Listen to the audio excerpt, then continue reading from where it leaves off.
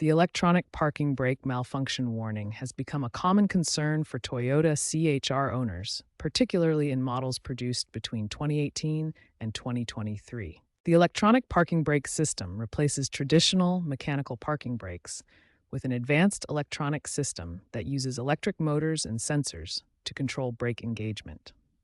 EPB malfunctions can stem from three main categories of problems: mechanical issues, electronic failures, and environmental factors.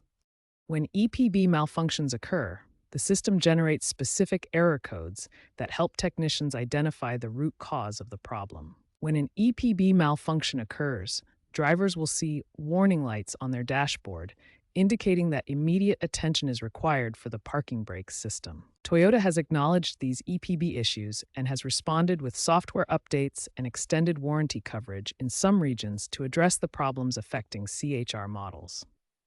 The first step in troubleshooting EPB malfunctions is checking the battery voltage.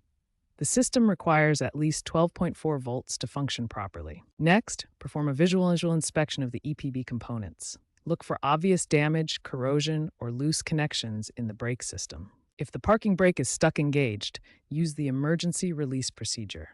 This involves accessing the manual release mechanism, typically located near the EPB motor. For comprehensive diagnosis, use Toyota TechStream software to scan for error codes, perform actuator tests, and verify EPB calibration. This professional tool provides detailed system information. Repair solutions depend on the root cause. Software issues can often be resolved through ECU reprogramming and system calibration, while hardware problems may require component replacement. Prevention is key to avoiding EPB malfunctions.